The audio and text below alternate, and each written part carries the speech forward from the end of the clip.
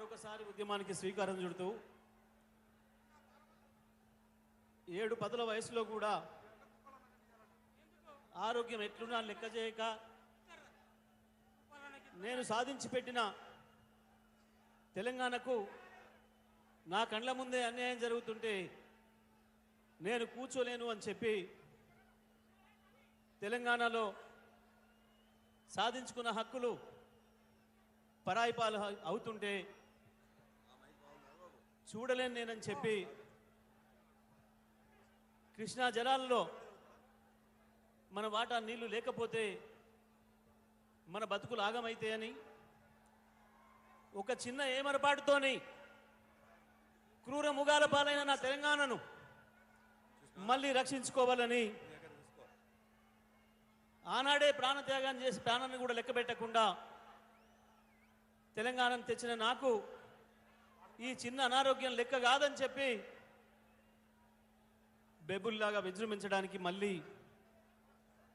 పోరాటల గడ్డ ఈ నల్లగొండకు వచ్చిన పెద్దలు తెలంగాణ ఉద్యమ రథసారథి తెలంగాణ జాతిపిత కేసీఆర్ గారికి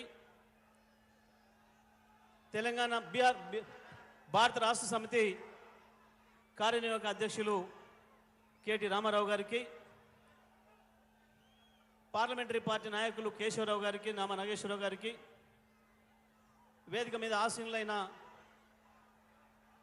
పెద్దలు ఉద్యమ సహచరులు హరీష్ రావు గారికి ఇతర శాసనసభ్యులందరికీ పార్లమెంట్ సభ్యులందరికీ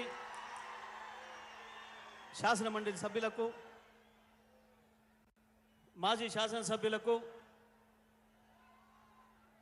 వేదిక మీద ఉన్న ఉద్యమ సహచరులకు ఈ కార్యక్రమంలో ఎంత ఎండ ఉన్నా లెక్క చేయకుండా లక్షలాదిగా తరలి వచ్చిన ఉద్యమకారులైన నా అన్నదమ్ములకు అక్కాచెల్లెళ్లకు మీడియా మిత్రులందరికీ నమస్కారాలు.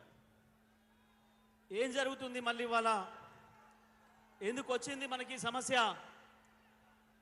మళ్ళీ మండు టెండర్లు లెక్క పెట్టకుండా మరొక ఉద్యమానికి ఎందుకు శ్రీకారం చుట్టాల్సి వచ్చింది అన్న విషయాల్ని అన్నీ కూడా పెద్దలు కేసీఆర్ గారు వివరిస్తారు మనకు.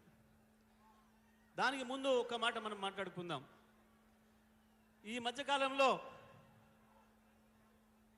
వాళ్ళకు మామూలు భాషలో చెప్తే అర్థం కాని మనుషులు అయినా వాళ్ళ భాష మనం ఉపయోగించవద్దు అని చెప్పి పెద్దలు కేసీఆర్ గారు చెప్తారు కాబట్టి నేను వాళ్ళ ఆటవిక భాషకు పోవడం లేదు. కానీ కేసీఆర్ వచ్చి నల్లగొండకి ఏం చేసిండు అని చెప్పే విధవలకు నేను చెప్పే సమాధానం, మీరు పెంచి పోషించిపోయిన కరువును, మీరు పెంచిపోయిన ఆత్మహత్యలను, ఆకలి చావుల్ని కేవలం 6 ఏళ్లలోనే నిషేధించిండు కేసీఆర్. 50 సంవత్సరాలు మీరు పెంచి పోషించి 2.5 లక్షల మందిని బలి తీసుకున్న ఫ్లోరోసిస్ మహమ్మారిని 6 ఏళ్లలోనే తరిమి కొట్టిండు కేసీఆర్. తెలంగాణ వచ్చే నాటికి కేవలం 3 లక్షల టన్నుల వరి ధాన్యాన్ని అందించిన ఈ నల్గొండ జిల్లాను 4 ఏళ్లలోనే 40 లక్షల టన్నుల వరి ధాన్యాన్ని పండించే స్థితికి తీసుకొచ్చిండు కేసీఆర్.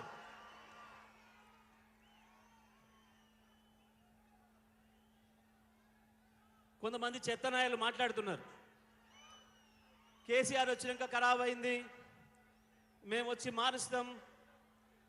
ఏం మార్చిండ్రు? మార్స్తూనే ఉన్నారు. కేసీఆర్ ఇచ్చిన 24 గంటల కరెంటు మాయం చేస్తున్నారు. కేసీఆర్ ఉమ్మడి జిల్లాలో 10 లక్షల ఎకరాలకు ఇచ్చిన నీళ్లను మాయం చేసి ఇప్పటికే 6-7 లక్షల ఎకరాలకు తెచ్చిండు. కేసీఆర్ ఏం తెచ్చిండో ఒక్కసారి లెక్కలేసుకుంటే అర్థమవుతుంది. చూడాలనుంటే కనబడుతుంది, వినాలనుంటే వినబడుతుంది. కానీ మేము చూడం, మేము వినం, మేము అబద్ధాలే మాట్లాడతాం. హక్కుల గురించి కేసీఆర్ గారు మాట్లాడితే మేము ఊర కుక్కల్లాగా దాడి చేస్తాం అనే వెధవలకు అర్థం కాదు. అసలు తెలంగాణ ఆత్మ ఉంటే కదా అర్థమయ్యేది మీకు. ఒక్కనాడైనా తెలంగాణ ఉద్యమంలో ఎవడైనా పాల్గొంటే కదా అర్థమయ్యేది మీకు. 2 నెలలుగా నాగార్జున సాగర్ ప్రాజెక్టు అవతలోడికి చేతికి వెళ్ళిపోతే ఒక్కరోజు సోయలేదు, ఒక్కరోజు మాట్లాడలేదు. కేసీఆర్ గారి ఆదేశాలతో మన నాయకులు, మన మాజీ మంత్రివర్యులు మాట్లాడిన తర్వాత గబాల మేల్కొని మన మీద దాడి చేసే ప్రయత్నం చేసింది. కేసీఆర్ గారు సభ పెడుతుండంటే వణుకుడు మొదలైంది, ఒక్కడొక్కడికి వణుకుడు మొదలైంది. అబద్ధాలు చెప్పి చెప్పి ఇక వీకలేక నిన్న అసెంబ్లీలో చర్చ పెట్టింది. హరీష్ రావు గారు ముఖం మీద తన్నట్టు అన్ని విషయాలు చెప్పిండు. ఇవాళ ఉన్న విషయాలన్నీ గత 60 ఏళ్ళు ఏం జరిగింది, ఈ 10 ఏళ్లలో ఏం చేసిన అనే విషయాలు అన్నిటిని చెప్తూ రేపటి మన కర్తవ్యాన్ని బోధించడానికి వచ్చిన పెద్దలు, మన అధ్యక్షులు, మన రథసారథి కేసీఆర్ గారిని మాట్లాడాల్సిందిగా విజ్ఞప్తి చేస్తా ఉన్నాను.